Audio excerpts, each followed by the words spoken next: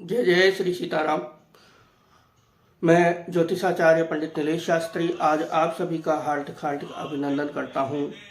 मेरी नूतन वीडियो में भगवान राघवेंद्र सरकार की अति अनुपम कृपा से आज आप सभी आनंदमय होंगे, सुखमय होंगे, निरोगी होंगे, यही मैं आपके लिए कामनाएं करता हूं। आज हम बात करेंगे भगवान आदित्य जी, भगवान श्री सूर्य नारायण की, ग्रहों के राजा भगवान श्री सूर्य और परमपिता परमेश्वर आदित्य की, क्योंकि एक यही ऐसे परमात्मा है जो नित्य हमें दर्शन देते हैं, जो कभी वक्री और अस्त भी नहीं होते हैं। बाकी अगर अन्य ग्रहों की बात की जाए सूर्य और चंद्रमा को छोड़ करके, तो बाकी अन्य ग्रह सभी वक्री और अस्त होते हैं। केवल सूर्य और चंद्रमा ही ऐसे ग्रह हैं जो वक्री और अस्त नहीं होते हैं। अपितु सूर्य के बिना, सूर्य अगर शुभ नहीं है तो हम किसी प्रकार का शुभ कार्य भी नहीं कर सकते। सूर्य अगर अशुभ है, कई बार हम देखते हैं कि जन्म कुंडलियों के अंदर धनु मास या मीन मास का सूर्य होता है, उनका शादी नहीं हो रही होती है। इसका कारण क्या होता है कि जब धनु मास का सूर्य है और मीन मास का सूर्य है, मीन लगन में और धनु लगन के अंदर सूर्य विराजमान होता है, तो उन लोगों के विवाह आदि मांगलिक कार्यों में देरी होती है। क्योंकि मीन मास खर मास और धनु मास मलमास, इन दोनों महीनों के अंदर मांगलिक कार्य नहीं किए जाते हैं। एक जन्म कुंडली देखते हुए ये चीज़ भी ध्यान में रखनी चाहिए कि खरमास है या मलमास है, तो इसके बारे में भी थोड़ी गणना करना आवश्यक होता है। जब इस महीने में सूर्य देवता का रहता है, तो इसी समय अगर वैवाहिक मांगलिक कार्य नहीं होते हैं, तो इस समय में कैसे इनकी जन्म कुंडली में कैसे मांगलिक कार्य होंगे। तो ऐसे शुभ योग आदि में कभी कभी शुभ योग इन खरमास और मलमास में होते हैं, जब मांगलिक कार्य, जैसे कुछ मांगलिक कार्य जैसे खरीदारी आदि की जा सकती है। उसी प्रकार से कुछ योग बना करके और कुछ प्रयोग करके और उपाय आदि करके उन लोगों के विवाह आदि कार्य करवाए जाते हैं। अब हम बात कर रहे हैं आदित्य की। आदित्य ग्रहों के राजा भी हैं, सभी को प्रकाश देते हैं। सूर्य के बिना अगर जन्म कुंडली में सूर्य तुला राशि का है, तो उसका जीवन थोड़ा सा कठिन हो जाता है। उसको बार बार में इज्जत पाने के लिए, मान सम्मान पाने के लिए बड़ा संघर्ष करना पड़ता है। ऐसे व्यक्तियों को मान सम्मान, और अब तो सभी की कुंडलियों में नहीं, पर कुछ कुंडलियों में ऐसा देखने को मिलता है जन्म पत्रिकाओं में, परंतु कुछ कुंडलियों के अंदर वो लाभकारी भी हो जाता है तुला राशि का, कुछ कुंडलियों में अशुभ प्रभाव देता है। अधिकांश देखा जाता है जिनकी कुंडली के अंदर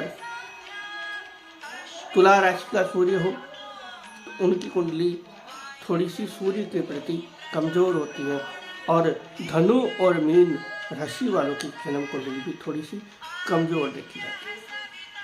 इसके लिए विशेष उपाय होते हैं। आदित्य हृदय स्रोत के जाप मंत्र का प्रातः सूर्य उदय से पूर्व, किसी भी अनुष्ठान का एक विधि होती है, एक तरीका होता है, हमको वो अनुष्ठान कब करना चाहिए, कब नहीं करना चाहिए। अनुष्ठान का एक समय होता है, उसी समय पे ये अनुष्ठान किया जाता है। आप बिना समय के वो अनुष्ठान करेंगे तो वो लाभकारी नहीं होता है। अब आदित्य हृदय स्त्रोत का पाठ कब करना चाहिए, कब नहीं करना चाहिए, वैसे तो बताया दिया जाता है कि आदित्य हृदय स्त्रोत के पाठ कर लीजिए, आपका सूर्य स्ट्रांग हो जाएगा, अच्छा हो जाएगा, आपको लाभ देने लगेगा। परंतु सूर्य के निमित्त इस अनुष्ठान को कब करना चाहिए? ब्रह्म वेला में, सूर्य उदय से पूर्व। जब सूर्य उदय नहीं हुआ उस समय स्नान आदि से निवृत्त होकर के ब्राह्मण, वैश्य और क्षत्रिय को यज्ञ पवित्र आदि धारण करना चाहिए, और गायत्री का अनुष्ठान नित्य करना चाहिए, जिससे आपका हर जो आदित्य है, आपकी जन्म कुंडली में सूर्य, वो तेजस्वीमान बनेगा और आपको लाभ करेगा। आदित्य हृदय स्त्रोत के पाठ करने से त्रिकाल संध्या अगर समय नहीं है तो 2 काल की संध्या करनी चाहिए।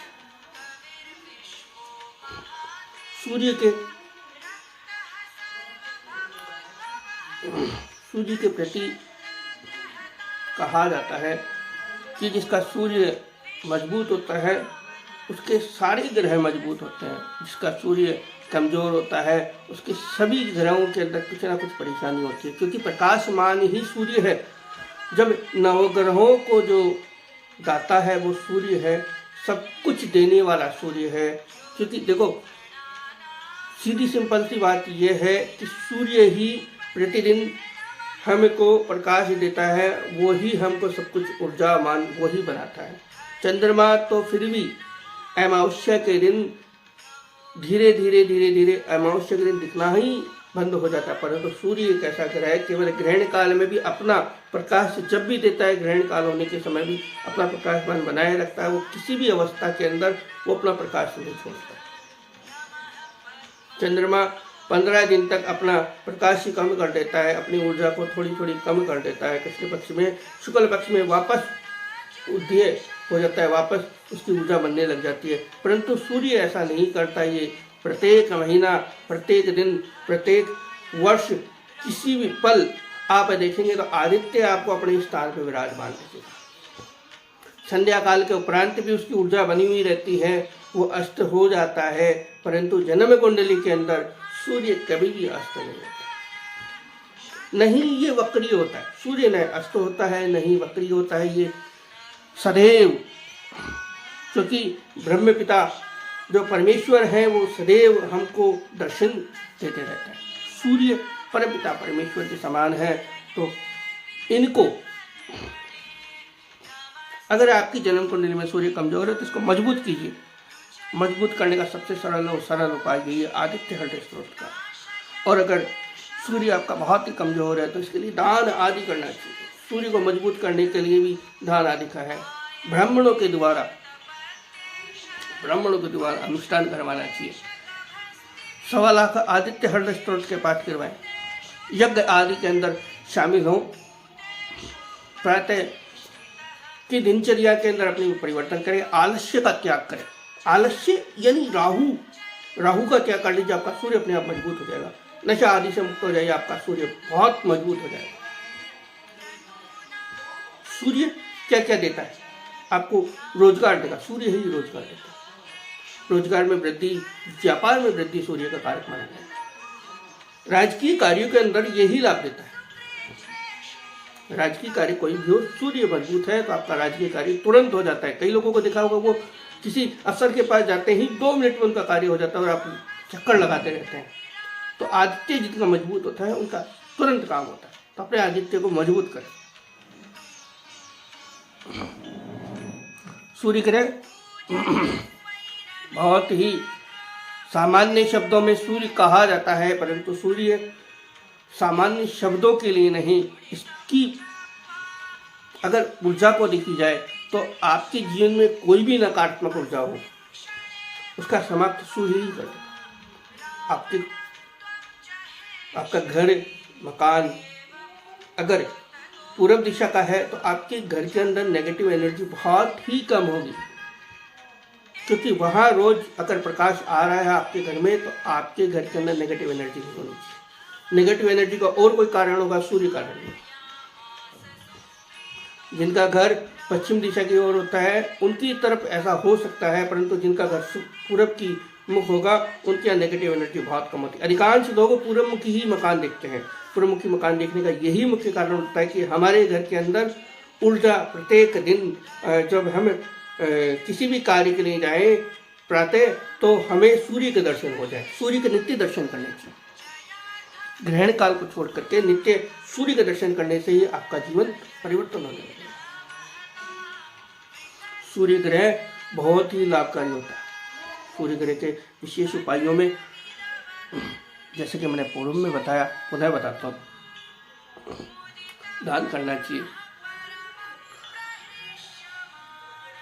तांबे का दान करें, गेहूं का दान करें, लाल वस्त्रों का दान करें, ब्राह्मण को दान करना चाहिए। सब चीजें ब्राह्मण को दान करनी चाहिए। जिको पवित्र आरती दान करनी चाहिए। इनके दान करने से सूर्य आपका मजबूत होने लगेगा। इसकी जो नेगेटिव एनर्जी आपकी जन्म कुंडली में बनी हुई वो पॉजिटिव हो जाएगी। तो इसीलिए सूर्य के लिए पुनः हम चर्चा करेंगे जब सत्य लिए विराम। जय श्री सीताराम।